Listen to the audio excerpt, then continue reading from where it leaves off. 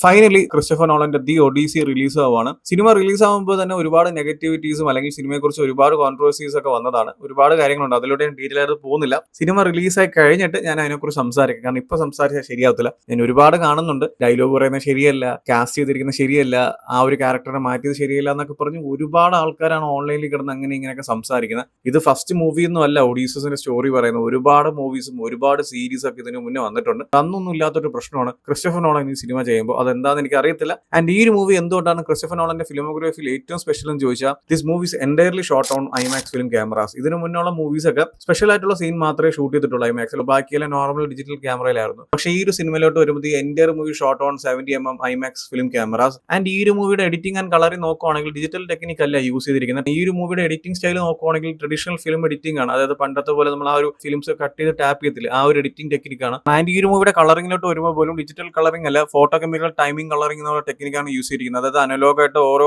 Scene by scene colour correct ചെയ്യത്തില്ല, ആ ഒരു ടെക്നിക്കാണ്. സോ ഇങ്ങനത്തെ ഒരുപാട് കാര്യങ്ങളുണ്ട്. ഈ ഒരു മൂവി ഭയങ്കര സ്പെഷ്യലാണ്. ആൻഡ് ഈ ഒരു മൂവിയുടെ സ്റ്റോറിയിലോട്ട് വരുമ്പോൾ ദി ഒഡീസസ് എന്ന് പറയുന്ന ഒരു ഗ്രീക്ക് വാരിയർ ഉണ്ട്. പുള്ളിക്കാരൻ ട്രോജൻ വാറിലൊക്കെ പങ്കെടുത്ത ഒരാളാണ്. സോ പുള്ളിക്കാരന്റെ വാരിയേഴ്സും ട്രോജൻ വാർ ജയിച്ചതിന് ശേഷം തന്റെ നാടായിട്ടുള്ള ഇത്താക്കിലോട്ട് തിരിച്ചു പോകുന്ന ഒരു ജേണിയാണ് സിനിമ സംസാരിച്ചിരിക്കുന്നത്. ഈ ഒരു ജേണി വളരെ സിമ്പിൾ ആയിട്ടുള്ള ജേണി ഒന്നുമല്ല. ഒരുപാട് അവർ കഷ്ടപ്പെട്ടു, ഒരുപാട് അവർ അനുഭവിച്ചു. കാരണം ട്രോജൻ വാർ എന്ന് പറയുന്ന വാർ 10 വർഷം നീണ്ടുന്ന ഒരു വാറാണ്. ആ ഒരു വാർ ജയിച്ച് നാട്ടിലോട്ട് തിരിച്ചു പോകാൻ അവരെടുത്ത ടൈമും അടുത്തൊരു 10 വർഷമാണ്. അങ്ങനെ ഒരു 20 വർഷം അവർ യുദ്ധത്തിനും അവർ റിട്ടേണിന് വേണ്ടി മാറ്റി വെച്ചു. ഈ ഒരു ജേണി എന്ന് പറയുന്നത് അത്ര സിമ്പിൾ ആയിട്ടുള്ള ജേണി ഒന്നും അല്ല. ഈ ഒരു ട്രോജൻ വാറിൽ അവർ അനുഭവിച്ചതിനേക്കാളും 1000 മടങ്ങ് അനുഭവിച്ചിട്ടുണ്ട് അവർ തിരിച്ച് റിട്ടേൺ പോകാനായിട്ട്. ആ ഒരു 10 വർഷം അവർ കടലിൽ നരകം കണ്ടായിരുന്നു. അത് വേറൊന്നും കൊണ്ടല്ല, ഒരു ദൈവത്തിന് ശാപം എന്ന് വേണമെങ്കിൽ പറയാം. അതായത് ട്രോജൻ വാറിന് ശേഷം ഫുഡിന് സപ്ലൈസിന് വേണ്ടി ഒരു ഐലൻഡിലോട്ട് പോകും. കാരണം തിരിച്ച് നാട്ടിൽ പോവുകയാണ്, അപ്പോൾ അവർക്ക് സപ്ലൈസ് ഒക്കെ വേണം. അങ്ങനെ ഒരു പോകുന്ന ഐലൻഡിൽ സൈക്ലോപ്സ് ഉണ്ട്. സൈക്ലോപ്സ് എന്ന് പറഞ്ഞാൽ ഒരു ഒറ്റ കണ്ണുള്ള ജയന്റ് ആണ്. അവർ ആ ഒരു ഐലൻഡിൽ പോയി ആ ഒരു ജയന്റ് അത് ട്രാപ്പായി പോയി പിന്നീട് എങ്ങനെയൊക്കെ രക്ഷപ്പെട്ട് പുറത്തു വരും. ഈ പുറത്തു വരുമ്പോൾ ഈ ഒരു ഒഡീസസ് ഈ ഒരു ജൈനെ നോക്കിയിട്ട് വെല്ലുവിളിക്കുകയാണ്. അതായത് എന്റെ പേര് ഒഡീസസ്, ഞാനാണ് ആ ട്രോജൻ വാറിൽ ഉണ്ടായിരുന്ന ഒരു വാരിയർ, നിന്നെ കൊണ്ട് ഞങ്ങളൊന്നും ചെയ്യാൻ പറ്റിയില്ലല്ലോ എന്ന് പറഞ്ഞ് വെല്ലുവിളിച്ചിട്ട് പോവുകയാണ്. ഈ ഒരു സൈക്ലോപ്സിന്റെ പേര് എന്താണെന്ന് വെച്ചാൽ പോളിഫേമസ് എന്നാണ്. കടലിന്റെ ദൈവമായിട്ടുള്ള പൊസൈഡന്റെ മകനും കൂടിയാണ്. ഈ ഒരു കാര്യമൊക്കെ പൊസൈഡൻ അറിയും, തന്റെ മകനെ വെല്ലുവിളിച്ചതും തന്റെ മകനെ ആക്രമിച്ചതൊക്കെ ആ ഒരു ഒഡീസസും തന്റെ വാരിയേഴ്സ് ആണെന്നൊക്കെ.